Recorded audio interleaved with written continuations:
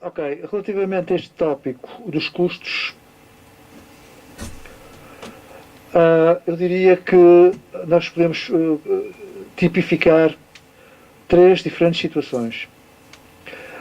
E estas três situações são diretamente obtidas a partir da identificação, da caracterização e da avaliação da informação, assuntos que falei no primeiro tópico. E então podemos categorizar três tipos de situação. Uma delas, a informação de conservação definitiva, que é algo que tem caráter patrimonial. A segunda situação, a informação operacional com prazos prolongados, mais de 7 anos. A informação, seja ou não seja de conservação permanente ou de eliminação. E um terceiro cenário, que é a informação operacional com prazos de prevalência curtos, menos de 7 anos. E cada uma delas, desta situação, configura cenários que vão ter implicações de custos completamente diferentes. No cenário A, que é a conservação definitiva de caráter patrimonial, é imprescindível confiar a informação ao arquivo digital, no repositório digital. E isso remete-nos imediatamente para a última comunicação que o Miguel fez, com toda a complexidade inerente àquilo que um repositório digital deve ter. E é disso, exatamente, que estamos a falar quando estamos a falar de repositório digital. Estamos a falar só de backup, não estamos a falar de maneira nenhuma, estamos a falar só de armazenamento, estamos a falar de um repositório que tem como componentes também armazenamento. No cenário B, pode ser igualmente uma opção compensadora, mas pode haver outras estratégias de preservação menos custosas, nomeadamente acompanhar a evolução de versões de software e formatos. No cenário C, portanto, a informação operacional com prazos de prevalência curtos não é normalmente, não é de todo necessário a existência de um arquivo digital para preservar a informação durante esse curto período de tempo. Estes três cenários de preservação implicam três realidades de custos diferentes, como vocês já devem ter deduzido. Em termos genéricos, isto é informação que toda a gente sabe, e alguns muito provavelmente sabem muito detalhadamente, podemos dividir custos em diretos e indiretos. Os primeiros dependem, obviamente, do cenário que vier a ser identificado e caracterizado. Se eu tiver um repositório digital, tenho que ter um investimento claramente maior em plataforma tecnológica, serviços, recursos, etc. Se eu não usar um repositório digital, porque não preciso usar um repositório digital, naturalmente que os custos decorrentes, os diretos decorrentes da plataforma tecnológica, dos equipamentos que eu uso, vão também descer. Os custos indiretos dependem essencialmente, embora haja outros fatores que têm que ser contabilizados, energia, gasta, segurança, etc., mas dependem, sobretudo, em grande parte, a grande percentagem de custos é gasta com pessoal ou com recursos humanos e no qual deve ser considerada a sua percentagem de envolvimento. Portanto, um cálculo básico para conseguir obtermos estes custos, obviamente, mas isto não é só para a preservação digital, é também pelo tipo de atividades que nós queiramos quantificar do ponto de vista monetário o que é que nos vai custar. Ela consiste, em parte, em multiplicar o vencimento de cada colaborador pela taxa expressa percentualmente estimada de tempo afetado a um projeto ou uma determinada atividade. No caso da instituição, optar por subcontratação para desenvolvimento, é evidente que, ou por desenvolvimento ou para prestação de um serviço de manutenção, é evidente que terá que ser considerado não o custo do recurso interno, o custo do vencimento do recurso do colaborador, mas sim o preço relativo ao procedimento concursal ou ao contrato estabelecido com a empresa que vai prestar o serviço externo. Pode haver um cenário híbrido em que temos as duas coisas. Mas sempre que há um serviço externo que assegura um determinado serviço, é evidente que o envolvimento dos colaboradores internos diminui. Começando pelo cenário C, que é o cenário mais levezinho. Informação operacional com prazos de prevalência curtos. Lá à partida não há custos associados com estruturas específicas de preservação digital, porque, digamos, a informação digital que tem que ser conservada durante prazos iguais ou inferiores a 7 anos não carece de ações de preservação especiais. e, portanto, não temos nada a contabilizar nessa área, mas há, e temos que contabilizar, custos de armazenamento. Portanto, nós precisamos armazenar a informação, como o Rui referiu na intervenção dele. Não podemos recorrer nem a CDs nem a DVDs, a ideia de que se podia usar CDs e DVDs é peregrina e já passou de moda desde os anos 90. Há que adicionar também os custos decorrentes da normal exploração operacional dos dados. E a normal exploração dos dados significa que pode significar que nós temos que manter as versões de software e de formatos atualizadas e, portanto, eventualmente teremos que investir dinheiro na atualização dessas aplicações e desses formatos. Mas aqui não há uma especificidade de preservação digital. Nós temos que o fazer porque carecemos dessa prática para manter a exploração ativa dos dados. Não é porque precisamos de preservar os dados, é porque precisamos de os utilizar. E, portanto, aqui não há uma diferenciação clara entre os custos relativos alusivos à preservação digital e os custos relativos à exploração normal dos dados. E, claro, temos os custos indiretos de pessoal que temos que afetar à monitorização da informação sob o ponto de vista da preservação. Isto tem sempre que haver uma monitorização, como também já foi referido aqui por várias pessoas, relativamente à informação digital, no sentido de prevenir a obsolescência tecnológica. Cenário B. Informação operacional com prazos prolongados, mais de 7 anos, independentemente se é de conservação ou eliminação. No caso de optar como solução a colocação de informação, o arquivo digital, os custos são equivalentes ao cenário C, que é o cenário A, desculpa, aliás, aqui enganei-me, que é aquele que nós vamos ver no fim, a seguir. Mas se tal não for o caso, isto é, se optarmos por não utilizar um arquivo digital, um repositório digital, então temos que considerar os custos de pessoal afetos à monitorização e ações de preservação digital, os custos de software decorrentes da atualização de versionamentos, ou seja, a aquisição das versões mais recentes desse software, os custos de hardware, também relativos à evolução dos equipamentos informáticos, os custos de migração, os custos relativos à migração de dados de um formato ou de um sistema para outro, ou de uma versão para outra, e os custos de armazenamento de storage. Os custos de software, atualizações de versionamento e de hardware podem ser adicionados aos custos de exploração dos dados, mas isso não se verifica necessariamente sempre. Eu posso ter determinados sistemas cujos dados ficaram inativos, os dados ficaram para trás e não foram migrados para as novas versões. Mas mesmo assim carecem de ser utilizados do ponto de vista operacional pela organização. Então isso significa que eu vou ter que despender investimento para salvaguardar esses dados que ficaram para trás em versões anteriores a um determinado sistema e tenho que despender dados de maneira a continuar a poder acedê-los e evitar a sua obsolescência tecnológica. Isso pode ser feito se eu migrar todos os dados para as novas versões ou para os novos sistemas, mas eu nem sempre vou migrar todos os dados para as novas versões e para os novos sistemas.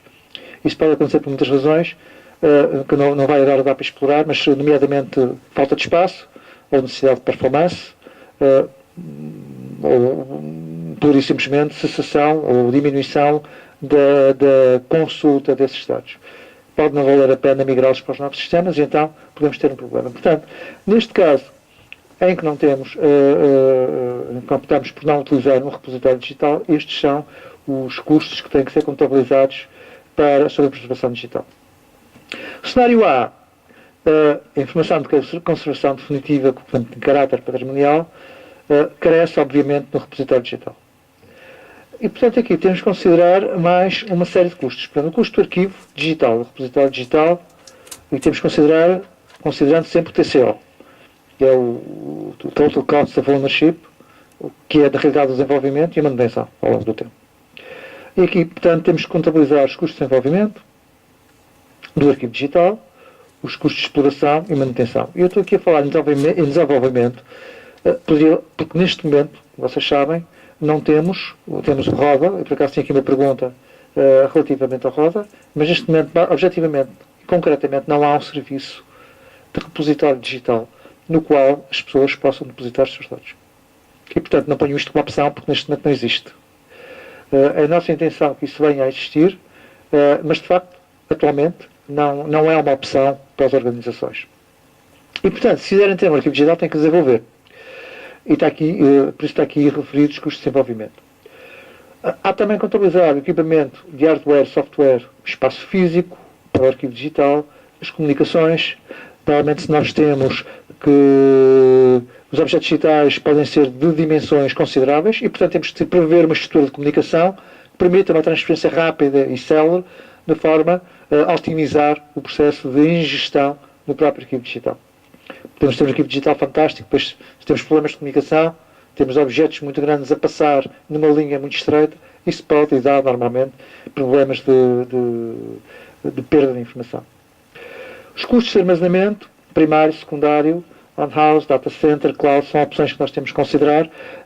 Relativamente à cloud, a verdade é que neste momento, gostaria só de acrescentar a informação relativamente ao que o Rui disse, para a preservação digital não é considerada ainda uma opção viável, o que não quer dizer que isso não venha a acontecer no futuro. Neste momento, aliás, Luciana Durante, conhecemos bem do projeto Interpass, está precisamente, iniciou lá num novo projeto em que o objetivo é precisamente equacionar quais os requisitos que o armazenamento de cloud deve ter para ser compatível com a preservação digital. E, portanto, esse projeto provavelmente sairão algumas conclusões interessantes, mas que neste momento não existem ainda.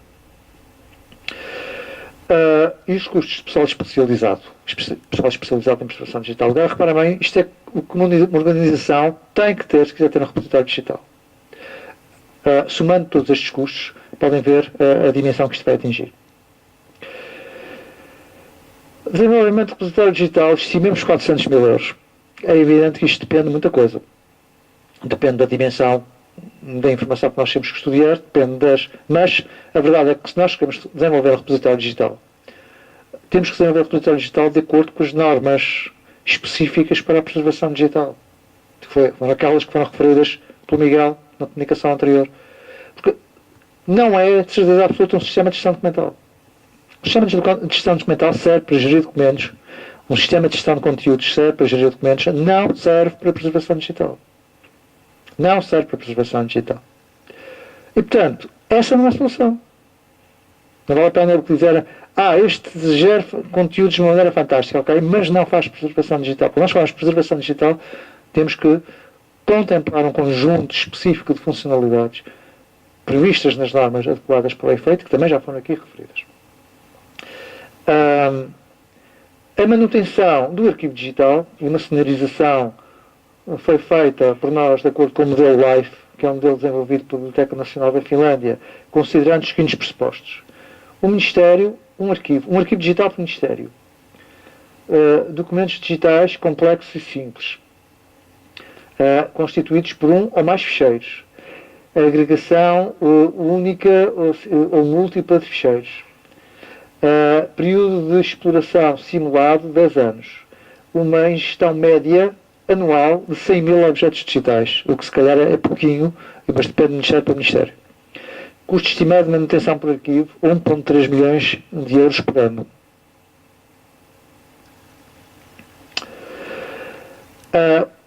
O custo varia no storage, o custo varia em função de várias variáveis, que o Rui também já referiu, a dimensão da informação existente, a estimativa de crescimento, a intensidade da utilização, o tipo de armazenamento escolhido, as funcionalidades. Eu gostaria de referir também que há uma certa ideia muito vinculada pelas empresas de informática de que a preservação digital equivale igual a backup. Ok, não preciso dizer o quanto isso está errado. Não é? Também há uma ideia bastante veiculada pelas empresas de informática, particularmente os vendedores de storage, que o storage é preservação digital. E, de novo, não é preservação digital. O storage é uma componente fundamental na estrutura de preservação do repositório digital, mas por si só não é preservação digital. Okay? Armazena os dados com segurança, mas não faz nenhuma das operações específicas de ingestão, nem de migração ou de estratégia de preservação digital. E, portanto, também não serve como tal. Serve para manter os dados seguros, mas não para os preservar dinamicamente. O problema é, portanto, a dimensão de custos e a capacidade de financiamento, agora e no futuro. porque uma das questões mais complexas que nós temos que resolver é que, quando preservamos a informação digital, é suposto preservá-la para sempre, entre aspas, nada existe para sempre, não é nem sequer analógico. Mas durante um espaço de tempo tão grande, que funciona como se fosse para sempre.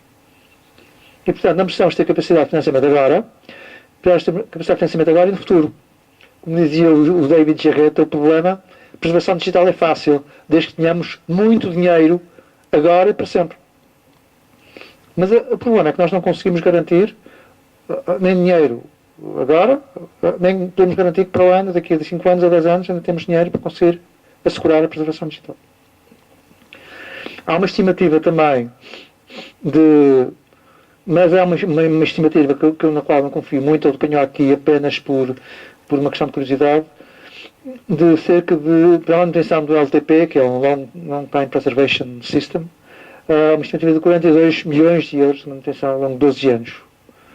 Não anda muito longe daquela simulação que nós fizemos, mas só para dizer uma ordem de grandeza daquilo que estamos a falar, não é? Por outro lado, temos a escassez de pessoal qualificado, quer pessoal de arquivo, quer pessoal funcional com conhecimentos de preservação digital, quer informáticos com conhecimento de preservação digital, incapacidade orçamental de comportar estas despesas. Também foi dito do ponto de vista de certificação, um dos requisitos que os repositórios têm que ter é assegurar a capacidade orçamental de autossustentabilidade financeira do repositório. Eu tenho que ser capaz de garantir que vou conseguir preservar aqueles objetos digitais, não é, para sempre, durante um período de tempo muito prolongado. E é que está o problema. Poucas organizações estão em condições de oferecer essa garantia. Portanto, necessidade de criar escala e massa crítica. Como chegar lá?